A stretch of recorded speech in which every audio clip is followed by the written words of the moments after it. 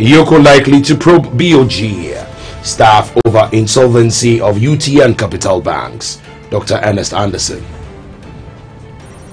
And on international front, 60-day ultimatum given to expatriates to get valid permits or be deported.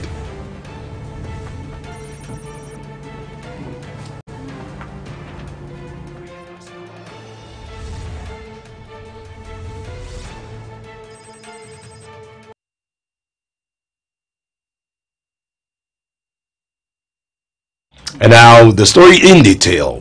The majority chief whip in Parliament, Honorable Ameya Trebe, has described as ambiguous the recent criticism by the President of Imani Africa, Franklin Kujo, who has described the $89 million contract signed by the Ministry of Communications to deal with suspected revenue losses and SIM-box fraud in the telcos as a careless duplication of jobs and a needless drain on the country's scarce resources. According to the Imani board, Suba and AfriWave were awarded similar contracts under the NDC administration to perform similar jobs, even though both contracts were needless. That has raised issues about the contract that the communication, NCA or Communications Ministry. The ministry has given responses to the queries that Franklin Kujo and his Imani put across. This morning I heard Franklin Kujo stoutly defending his earlier position. You ask questions, the person gives you answers. And you say, still, I am not satisfied. We should leave it to the good people of Ghana to do it, to be the judges. Because if your earlier position is wrong because you were not informed, and now the information has been put across to you, you were claiming that proper procurement has not been done. They've told you that we did a restrictive tender. We sought approval from the procurement authority. The NCA selected 4 companies that they think are competent to undertake the job. And then they applied, they went through the process of procurement and awarded a contract. You say, I am not satisfied. What do you want to know beyond that? If you think that the process is faulted, you should tell us which aspect of the process was improper. But you don't hold on to your earlier position because you were claiming that a proper procurement process has not been gone through. They've told you what they went through. If you think that they didn't seek approval from the procurement authority, have you been there? If you think that the NCA did not select the 4 companies, or they selected only 1 company,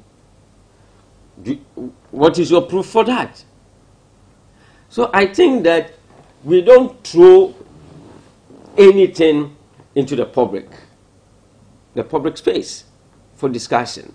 What we say must be born out of the facts. And it should be truthful. And I think that the honorable thing has to be done. If you are wrong, and you get to know you are wrong, the honorable thing is to say, I got it wrong.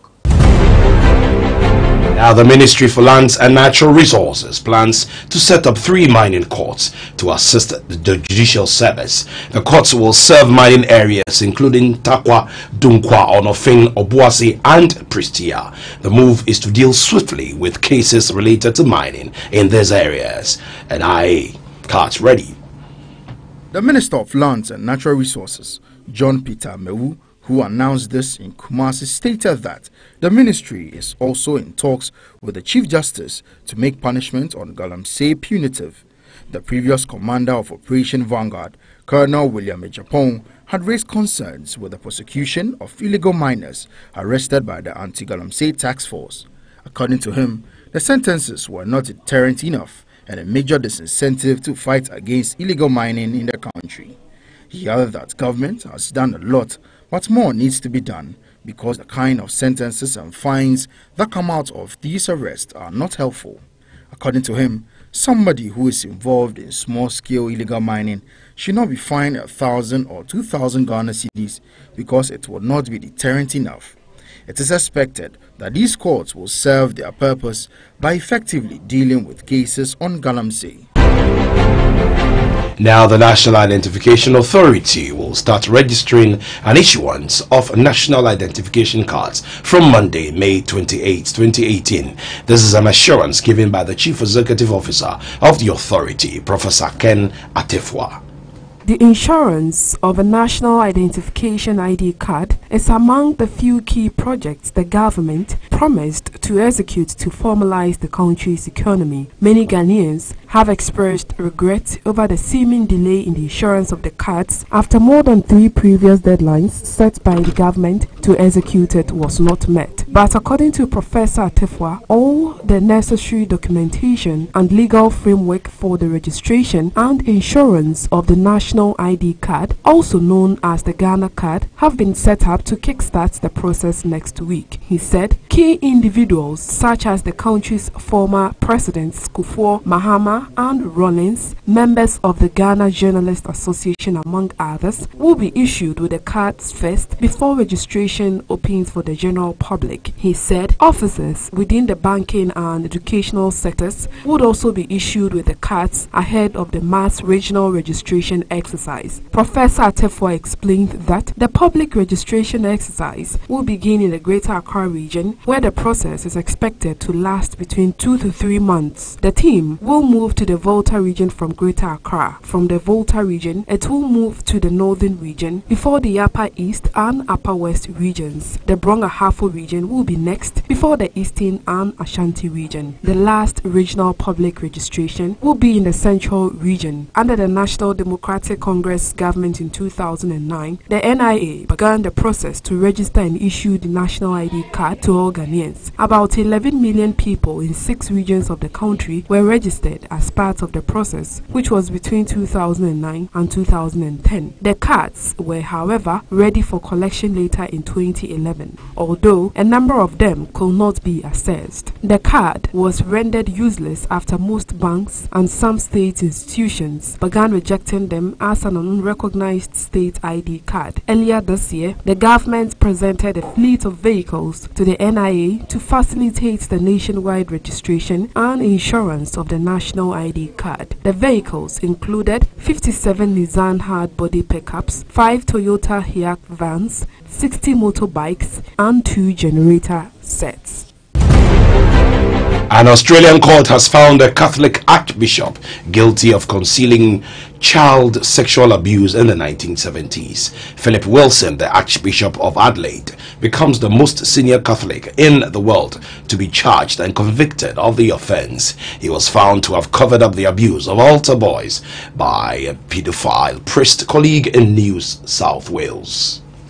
During his trial, he denied being told about the abuse by some of the victims. In a statement issued by the church on Wednesday, Wilson said he was obviously disappointed with the verdict and would consider his legal options. Last month, Wilson told the Newcastle local court he had no knowledge of Priest James Fletcher's actions, which took place when he was an assistant priest in Maitland, 130 kilometers north of Sydney. Fletcher was later convicted of 9 child sexual abuse charges in 2004 and died in jail in 2006. One of his victims, a former altar boy Peter Cray, told the court he had described the abuse to Wilson in detail in 1976, 5 years after it took place.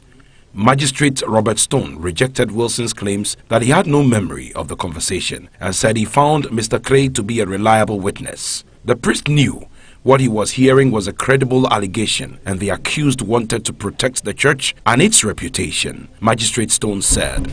Another victim, who cannot be named, told the court he disclosed the abuse in the confessional box when he was 11 years old. He said Wilson told him he was telling lies and to recite 10 Hail Mary prayers as punishment. Child sexual abuse survivors praised the verdict in emotional scenes outside the courts following the decision. Wilson's lawyers had tried to get the case thrown out on 4 occasions after the 67-year-old was diagnosed Alzheimer's disease. He will be sentenced in June and faces a maximum 2-year jail term. Police in the Ashanti region has arrested a 37-year-old man for kidnapping 2 pupils of the Kwame Nkrumah University of Science and Technology Basic Primary School. According to sources, the suspect, James Cornelius Kuda, was picked up at a hotel in Ashanti Achim, Agogo, where he was lodging with the victims. According to the police, the suspect called parents of the victims demanding a 2,000 Ghana cedi ransom after he picked the victims from the school on Friday evening. The victims, both 7 and 9 years, have been handed over to the parents to reunite with them. Ashanti Regional Police Commander COP Ken Yaboa, who confirmed the incident, said it took the intervention of the police and telecom operator MTN to track and arrest the suspect. The suspect is said to have graduated from the Kumasi Polytechnic, now Kumasi Technical University, and wanted to use the funds from the crime to further his education to the Kwame Nkrumah University of Science and Technology. Now, an Accra High Court has dismissed an application by lawyers of former Chief Executive of Cocoa Board, Stephen Upuni, to unfreeze his accounts frozen by the Economic and Organized Crime Office, EOCO. The presiding judge, Justice Georgina Mensah Dacha, while dismissing the application, said Yoko was carrying out its task of protecting state funds. Justice Dacha, despite ruling in Yoko's favor, criticized them, describing their handling of the matter as not following due process. She, however, said the mandate of Yoko must be respected by the court. Speaking to journalists after the ruling on Monday, one of the lawyers of Dr. Upuni, Victor Adaudu, said they will immediately apply for a copy of the ruling so they can properly advise their client, Upuni. Mr. Adaudu also made the point that since the court earlier ordered the defreezing of the accounts, this new ruling has put the court in a difficult position. This is the second time the anti-crime organization has frozen Upuni's accounts. The accounts were first frozen in 2017 when investigations commenced against him. The court had earlier in April this year ordered Yoko to defreeze the accounts after hearing the arguments of Upuni's lawyers. Yoko has since frozen the accounts again, causing Dr. Upuni to go back to court. Dr. Stephen Upuni is facing trial alongside businessman Seidu Agongo on 27 counts, including buying and selling of misbranded fertilizer products and causing financial loss to the state. When convicted, the accused persons could face up to 25 years imprisonment, Attorney General Gloria Ekufo has hinted. Now, there's been mixed feeling among Ghanaians after former President John Dramani Mahama tweeted his intentions to contest the flag bearership position of the National Democratic Congress (NDC) to contest for presidency come election 2020. In an interaction with a section of the Ghanaian populace, it appears as some are happy about his decision, others wish he does not come back as the representative of the NDC. Now, GNTV was on the streets of Accra and sought the opinion of some Ghanaians. Now let's listen to what they said. There are other people that he has to give chance for them to run in the party, not necessarily unless Mahama. NDC party is a very big party, and anybody can do what he can. He has done his best. So for him to come back, he should give chance to some other people in the party to run it, than him coming back again. What is? I think this is not. It is a greedy. This is greediness. For Mahama to come again, I don't think it's good for the NDC for Mahama to come again. At least there are a lot of people in the NDC. Somebody too can come because Mahama, how can you be in a government? You have the all advantages, then you lost in the election. That means people are not familiar with you. So let somebody come. There are a lot of people in the NDC who can move the party forward. So for Mahama to come back, I'm not in the support for Mahama to come back. Mahama to come back because the economy is really running down, and then there are certain things that he was doing before, and I want him to continue when he comes back 2020. And I think whatever he wants to do will help us for our education, facilities and stuff. Get your blessings today. I think it's obvious. It's obvious that Mahama is the issue. You know, when you look at all the contributions that he made to the development of this country.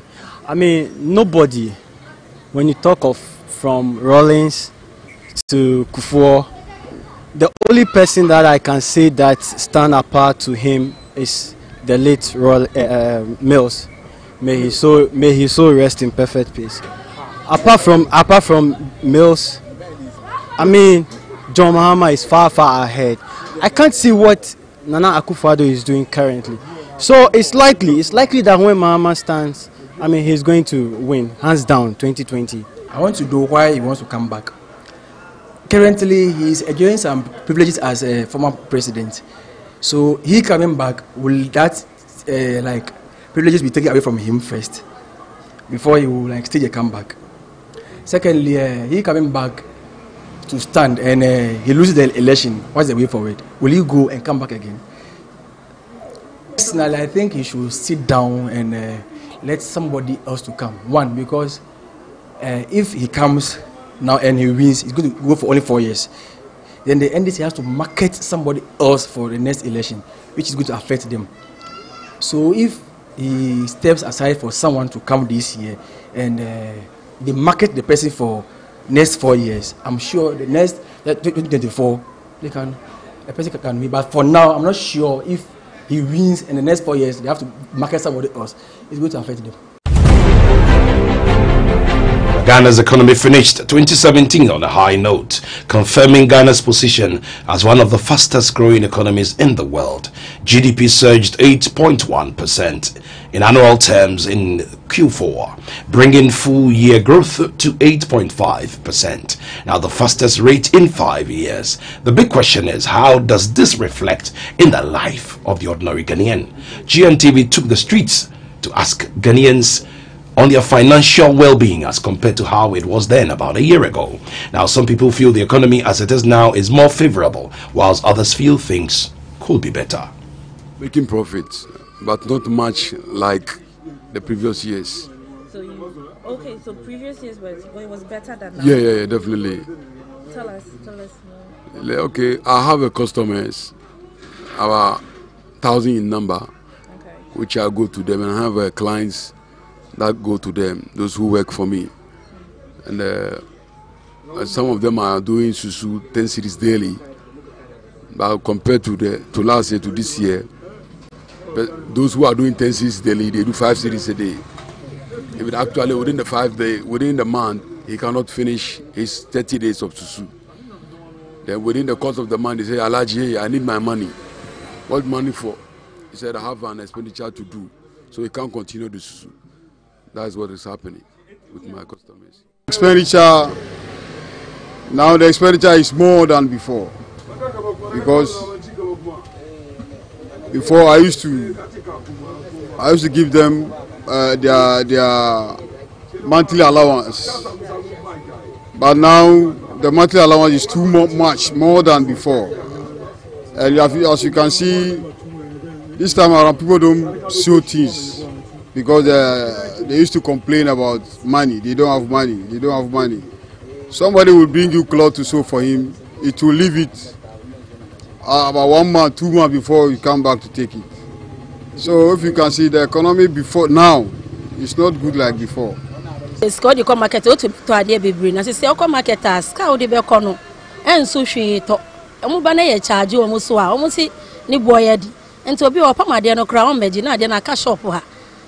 Na me so I am make we say me this can at line in niam would you light would you say task niam so sisi ade ye hu so first no na ye sisi ade ye wa hwe shop no na mani nyina ye bebre wa ha omo di ba won beje bi say wo charge na o boy de nti okọ a on bebi. The government of the day has done well. Talking about the economy, you see, definitely in life we have so many things talking about negative and positive.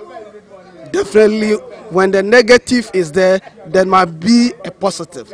So once a lot of people are sending their children to school, it means the benefit that the nation will get. Trust me, by the next 10 years, the illiteracy that we are encountering in this country will go down.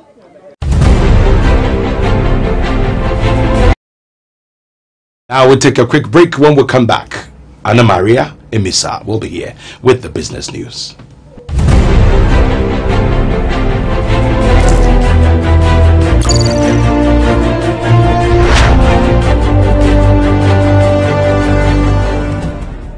Fruits play an essential role in the human body system. But have you tried fruits made in an extraordinary way? Then Golden Fruits is here just for you. We have mango roll made from sweet juicy mango, pure, dried, cut and carefully rolled into choice rolls.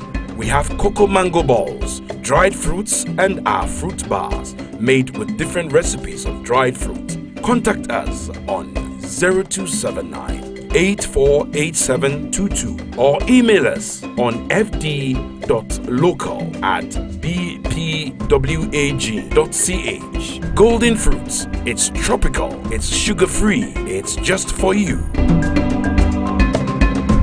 Welcome to Hetty's World Deco Training School located at Trade Fair Center, La Accra, where professionalism comes to life. We train you to become an event planner and decorator, wedding planner and an interior decorator. Courses here include floral arrangement, balloon decor, wreath and hamper making, wedding planning, table setting for events and many more. We also help plan your wedding, funeral, engagement, parties and any other event. Course duration is from 1 month to 6 months with an NVTI examination. Hostel facilities are available for accommodation. For more details, contact us on 026 625 4814 or 054 371 2102. You can also email us on hetdeco@gmail.com. At Hetty's World Deco Training School, professionalism is our hallmark.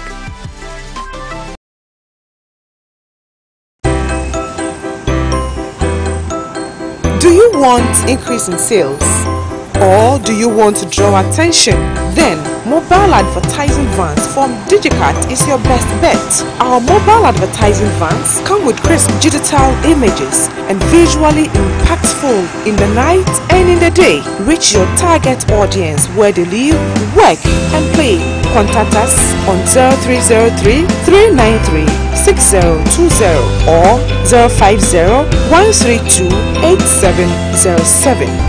Digicat, creativity in motion.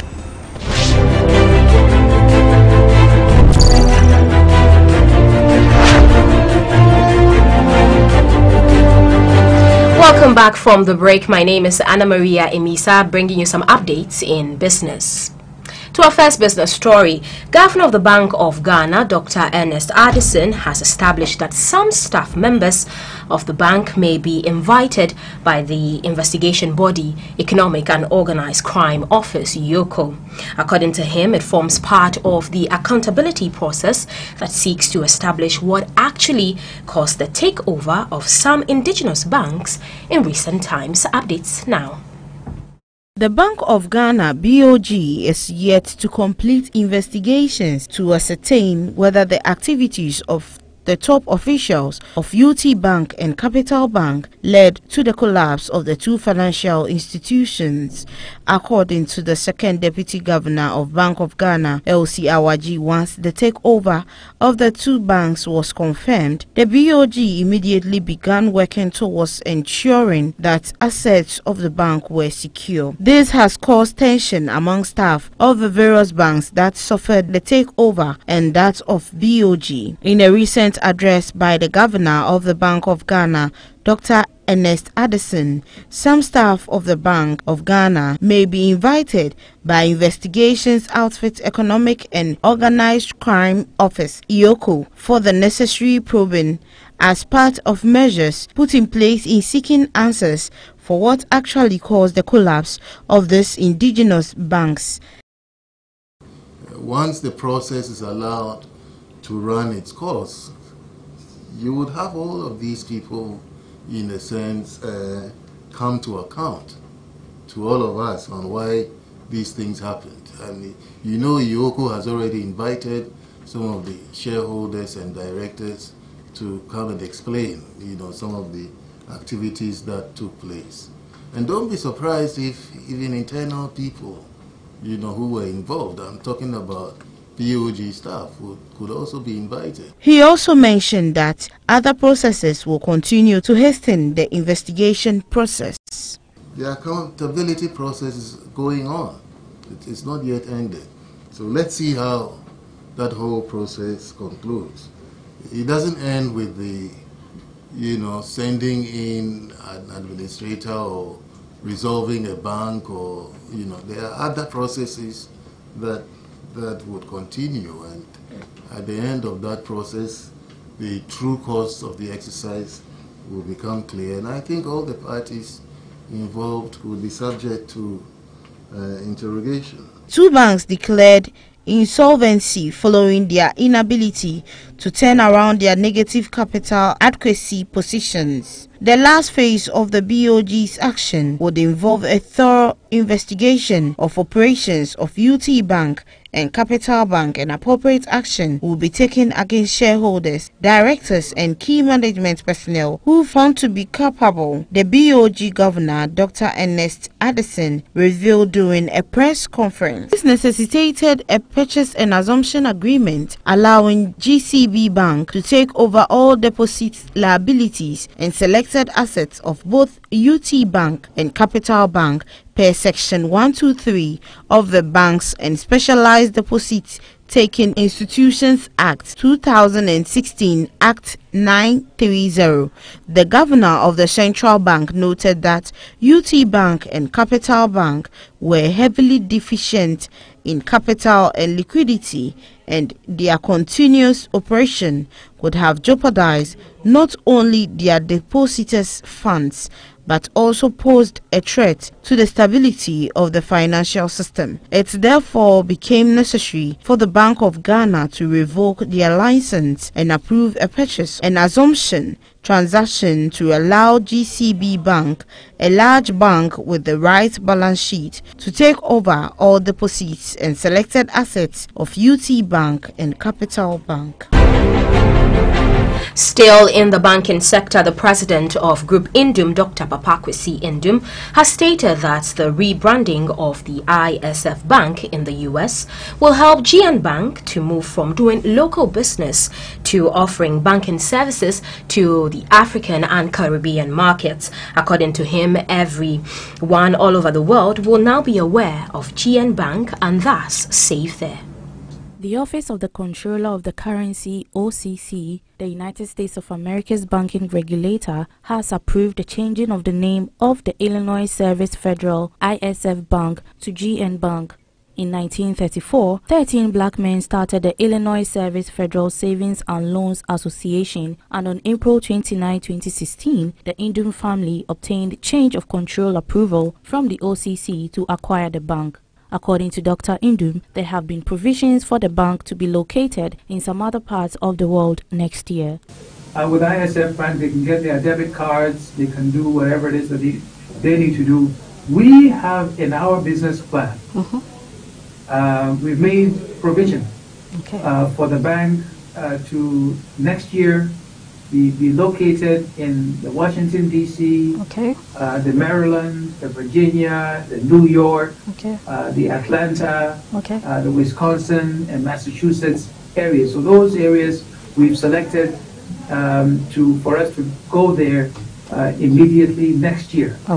But in the Virginia area, where I'm speaking from right now, it's our intention that next month, we will have what we call an intelligent ATM placed here so that people can begin to connect with the bank directly. Okay. So with issues such as Pay Global, next year, when we seek the opportunity to directly link the new GN Bank USA and GN Bank in Ghana, Liberia, and elsewhere. When that happens, we don't have problems with correspondent banking relationships, with money transfer, with business relationships and business promotion back and forth. I'm just coming from a business meeting in the Washington area where someone wants to import and sell the rice that we make in Ghana. And normally there would be banking difficulties and certain things here and there. Exactly. Now, the GM Bank in the US, GM Bank in Ghana, in the near future, this is going to be a straight transaction, no difficulties whatsoever. Elaborating on the Pay Global app, he stated that the app is going to be linked directly to the new GN Bank and will be widely available to everybody.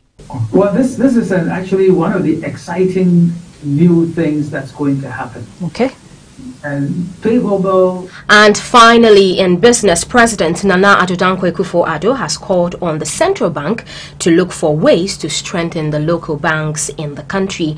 Now, this follows the fear by many that the introduction of the new capital requirement by the Bank of Ghana will lead to the collapse of many local banks in the country. According to the president, the idea to move Ghana beyond aid will depend heavily on a sound financial environment. Hence, the local banks is very critical in this regard. Speaking at the 3rd Ghana CEO Summit in Accra, he urged the central bank to work towards strengthening indigenous banks, as the Ghana Beyond Aid agenda cannot be achieved with only foreign banks. President Akufo-Addo also charged the private sector to do all it can to support the move by the central bank to restore confidence in the banking sector.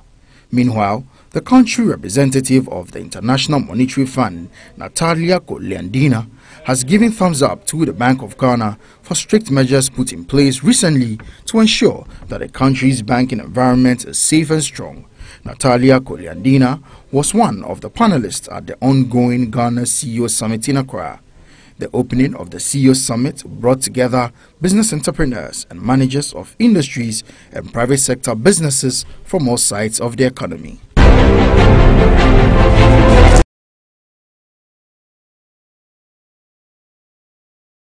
Coming up next is the weather forecast, which will be followed by some news in the world of sports.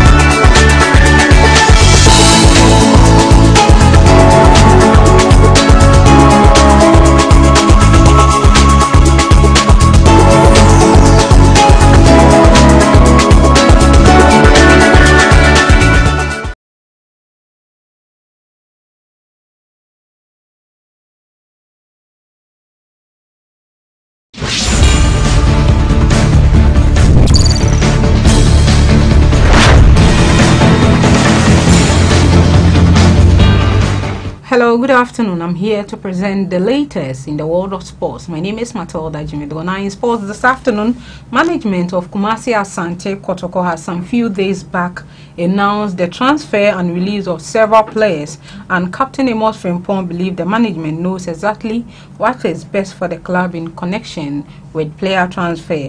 In an interview with GNTV Sports, the stalwart defender assured that the new signings of the club, he believed things will change in favor of the club. Well, I think the management knows best and the technical team too also knows best.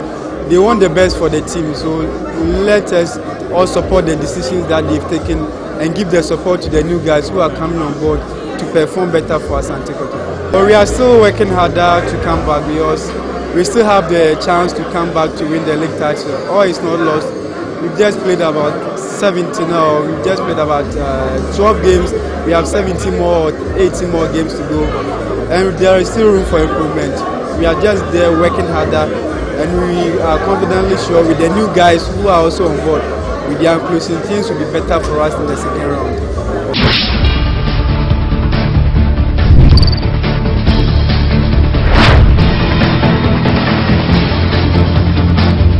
Now we move away from that to some issues of national concern, where Ghana head coach Kwesi Appiah has expounded on why he excluded Samoa Gyan and the Ayew Blooders from the Black Stars doubleheader international friendly.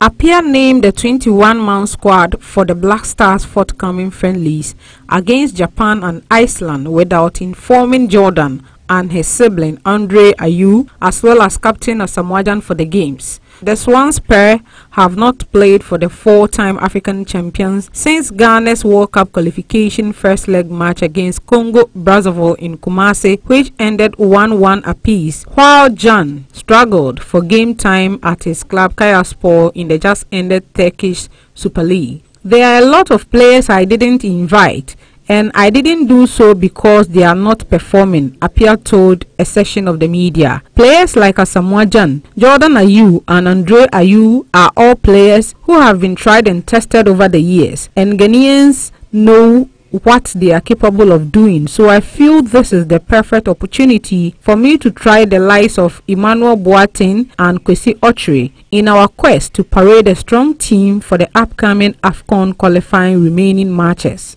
This is the only friendly games we have to play before we resume our qualifiers, so if you want to try new players, then this certainly is the right time to try them, he concluded.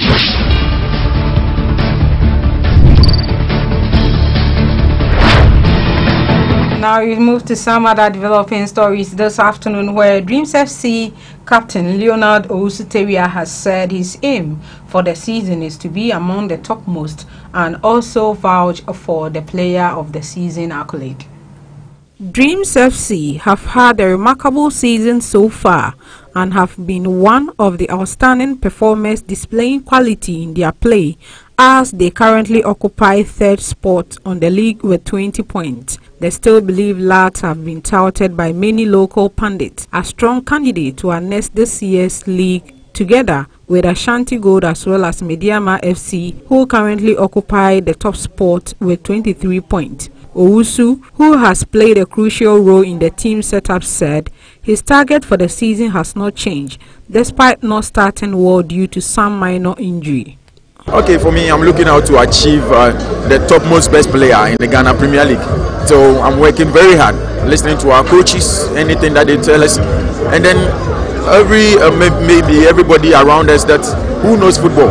We should just comport ourselves and then listen. So I'm looking to be the best player in the Ghana.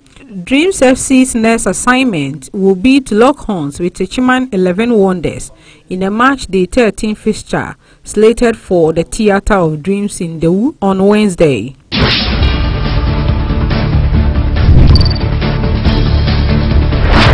Now let's wrap up on the international front this afternoon. There is the build-up to the UEFA Champions League, and a lot of people are sharing their views on what to expect on the day. So Liverpool's player Dejan Lovren admits it will be very tough coming up against Cristiano Ronaldo in Saturday's Champions League final, but he insists he is still ready for the game.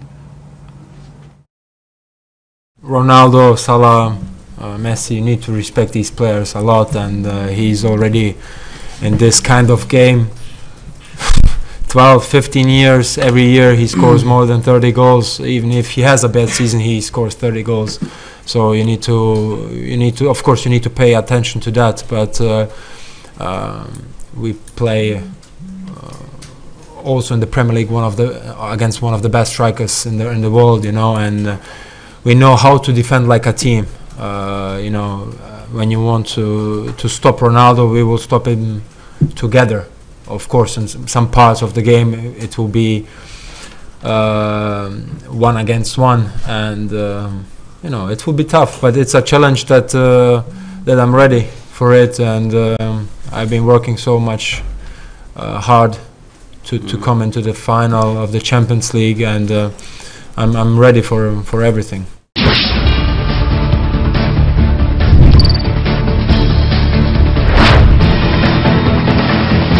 And that's all from sports this afternoon. My name is Matilda Jimedo. Up next is the entertainment segment. Please do stay.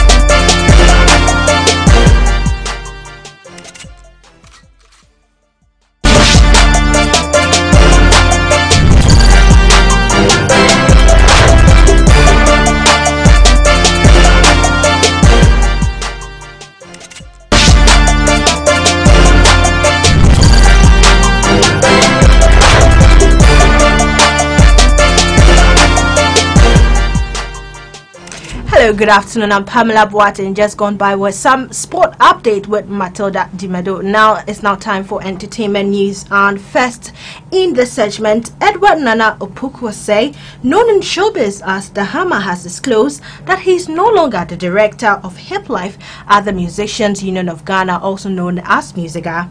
According to the music producer, he decided to quit his job because his office was not resourced. According to The Hammer, his office never had a budget to do anything and he was treated like a little boy.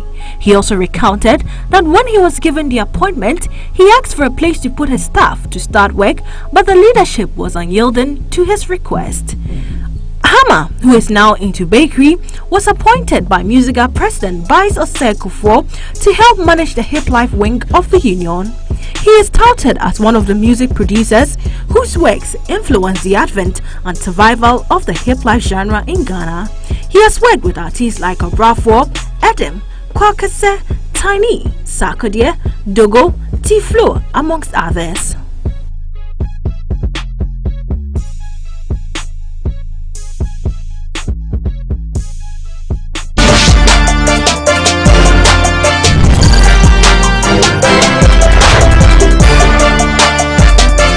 Alright, so this comes just a few weeks after Black Coffee also turned her resignation letter as she resigns as the deputy CEO of the Ghana Tourism Development Company, and it comes as a worry as we are asking what is happening with our creative art industry. We'll follow up on these issues and bring you the latest update. But moving away from that, he is a certified political scientist and holds a Bachelor of Arts in Science degree from Ohio University in the USA.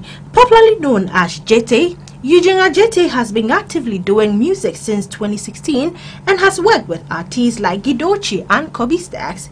Speaking with GNTV's Nanabo Wusu Henson, the former hitmaker has revealed that he is currently in the country to build a strong fan base. In this interview, Jete talks about his educational background, Afrobeats, and many others. Walk out that door, oh no. Yes, it was derived from my surname. My name is Eugene Ajete, so I took the Jete from the last name. Yeah. So I love to sing. I love going on dates. I like movies. I'm in my mid-20s. I graduate from Ohio University, and I love music. Well, I started doing music when I was young, but like from the past 3 years, I've been taking it seriously. I completed university 2 years ago, and then I was stuck with the decision of like furthering my education or pursuing music full time, and I decided to pursue music. Afrobeats, yes. There's the Afrobeats with the Mr. Easy Groove, the Kwame Eugene. It's a fuse of all of those. Yeah. Definitely, it is taking African artists internationally, and that's what really caught my attention. Because, like I said, I live in the States, but I had to come home because I know like here's the foundation where everything starts. So I came to get my fan base up from here. But like with the what you asked about what I think about it, I think it's really like expanding. It's reaching out to a lot of people. It's touching a lot of people's hearts, and like that's why we're all trying to get involved, really.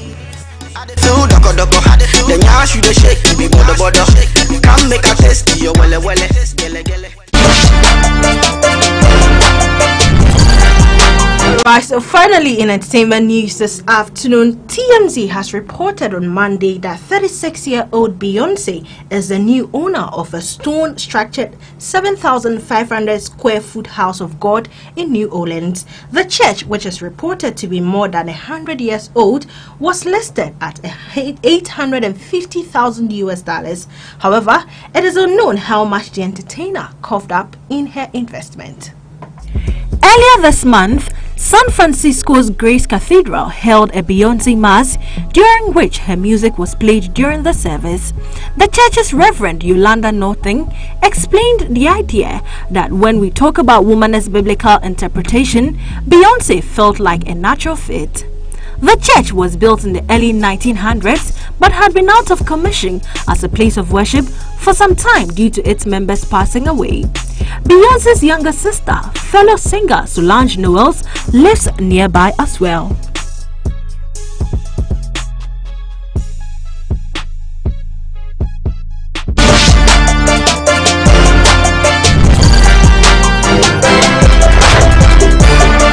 And so a place of worship to all Beyonce fans located in New Orleans. That wraps it up for entertainment news this afternoon. I'm Pamela Boateng. We are back again in our Prime News Bulletin with more showbiz news. Up next is international news with Anthony Simpson.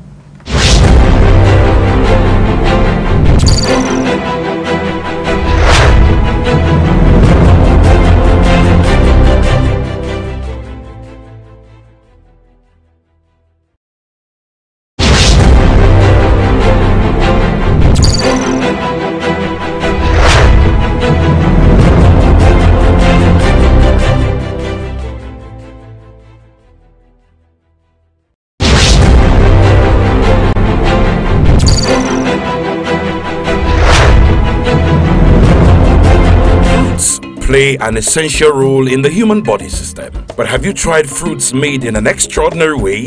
Then Golden Fruit is here just for you.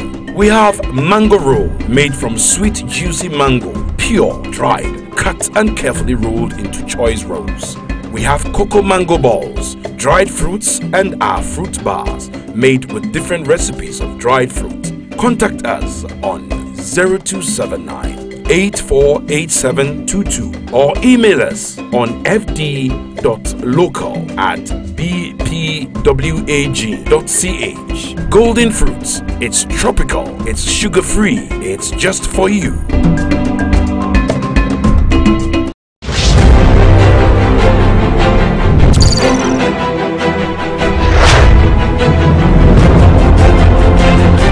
To the international segment of the news, the National Bureau of Statistics has stated that Nigeria's economic growth slowed in the first quarter of 2018 for the first time since the country pulled out of recession last year as the non-oil sector struggled.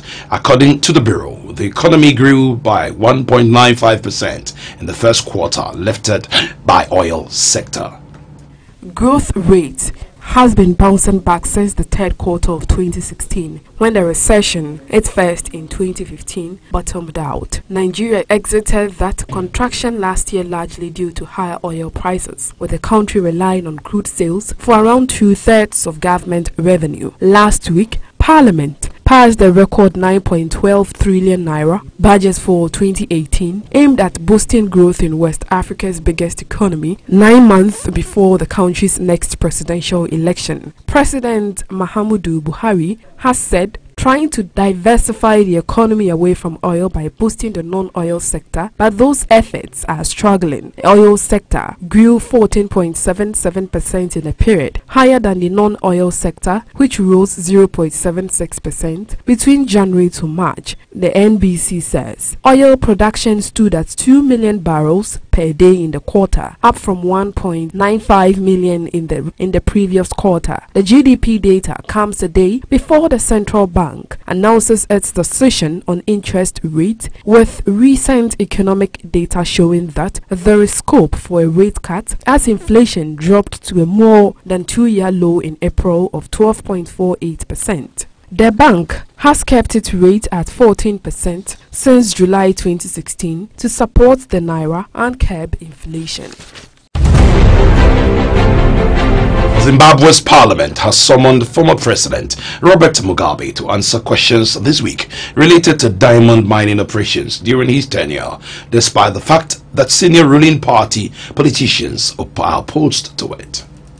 Mugabe was originally scheduled to appear before the Mines Committee on May 9th, which would have been his first public appearance since he was ousted in November. But the invitation letter had never been sent. Parliament wants the 94-year-old to give evidence over his 2016 declarations that the state had been deprived by mining companies of at least $15 billion in diamond revenue. A parliament notice said that Mugabe would answer questions on Wednesday, subject to confirmation.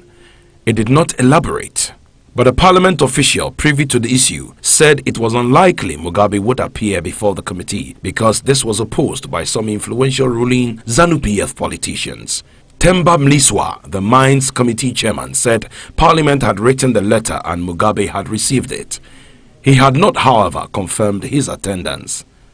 Mliswa added that there were also suggestions that Mugabe could perhaps give evidence at his house or in camera away from the public eye, but this had not been finalized. Expatriates working in Kenya have been given 60 days to regularize their status with the authorities as the government intensifies a crackdown on illegal foreign workers in the country. The Interior Minister, Fred Matiang'i, said that the government is determined to weed out undocumented foreigners because they are a security threat and deny the government tax revenue in addition to cheating Kenyans of job opportunities. The Department of Immigration Services, which began the exercise on Monday, will be issuing foreign workers with electronic work permits in a bid to improve efficiency and reduce paperwork. Police officers are to be issued with gadgets that can confirm the authenticity of the electronic cards. After the 2-month window, foreigners who will not have obtained valid work permits will be deported. Matiang'i, who was opening the work permit and passport control sections in Nairobi, also mentioned that government is working on a proposed law that will see deportees cater for their own expenses. According to him, the government of Kenya spends $360 million on air tickets every year to deport foreigners. Now, a Turkish court has sentenced 104 former military officers to life in prison for their involvement in a 2016 coup attempt. State media report they were given aggravated life sentences, which come with tougher terms than a normal life sentence. The country's president had previously said he backed reintroducing the death penalty for coup plotters. The failed coup to overthrow President Recep Tayyip Erdogan left at least 260 dead and 2,200 injured on 15th July 2016. The Turkish government has since led a crackdown on alleged coup plotters with the dismissal of more than 150,000 state employees and the arrest of some 50,000 people. Of the 280 ex-military people on trial, the court in Izmir also served lesser sentences to further 52 defendants. Sitting in Izmir in Western Turkey, the court gave 21 people 20 years in prison for assisting the assassination of the president, while 31 others were sentenced to between 7 and 11 years for membership of a terrorist organization. State news agency reported President Erdogan has backed reintroducing the death penalty for coup plotters. He also said they would wear Guantanamo Bay style uniforms. Turkey abolished the death penalty in 2014. The Turkish authorities accused a movement loyal to the Muslim cleric Fethullah Gulen of organizing the 2016 plot. Mr. Gulen, who has been in self-imposed exile in the US since 1999, denies any involvement, and Washington has so far resisted calls from the Turkish authority to extradite him. Rebel soldiers had attempted to overthrow the government overnight, and plotters tried to detain Mr. Erdogan as he holidayed in Agen Resort. However, he had left 15 minutes before the coup was touted by civilians and soldiers loyal to the president. A purge followed the coup, in which thousands of public employees from police officers to teachers were sacked or arrested under suspicion of stirring up dissent. Mr. Erdogan's critics say he is using the purge to stifle political dissent. Our South Sudan women activists have called for an end to conflict in the country as delegates hold a forum in Ethiopia's capital, Addis Ababa, in an attempt to jumpstart a peace process. Now, members of South Sudan Women Coalition for Peace also used the meeting to demand an increase in participation of women in all peace and development processes.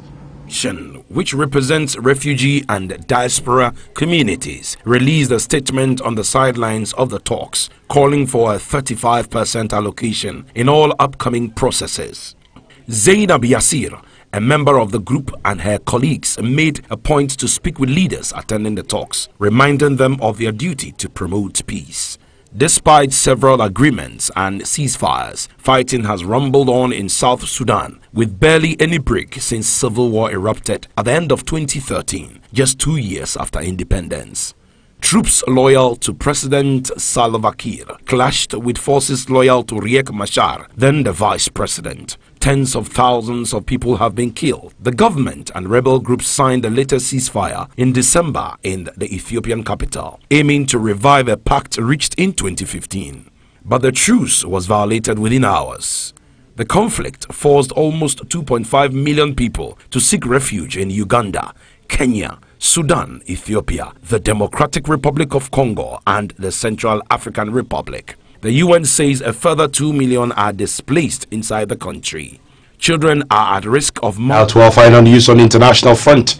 Administration aides have grown increasingly skeptical that the summit between President Donald Trump and North Korean leader Kim Jong-un will come to fruition amid harsh rhetoric from Pyongyang and concerns over the meeting's agenda. Officials and others familiar with the matter said. Even as teams of advanced staffers survey ornate hotel ballrooms in Singapore for the June 12 encounter, some of the president's advisors privately say the chances of the talks occurring grew slimmer after North Korea adopted a harsher tone toward the U.S. last week and raised questions about Kim's commitment to and definitions of denuclearization. Trump himself remains committed to meeting Kim, and there has not been any indication he is preparing to call off the meeting himself, the official said. But the new developments have led to a renewed impression that the audacious diplomatic meeting may not be as likely to occur as it once seemed. Trump administration officials have also grown concerned that the president is overly eager for the summit to take place, increasing Kim's leverage should the talks take place. U.S. officials, a source close to the administration, said. Trump's meeting with Moon on Tuesday follows a week of intensive discussions between American and South Korean officials attempting to decipher North's harsher tone. John Bolton, the president's national security advisor, spoke to his South Korean counterpart several times after gaining little clarity during an initial call on Wednesday. Inside the West Wing, where the statements came as a surprise, aides have become more pessimistic about Kim's intentions after weeks of positive signs, including the release of 3 Americans being held prisoner in North Korea. Some national security aides are worried that with just 3 weeks remaining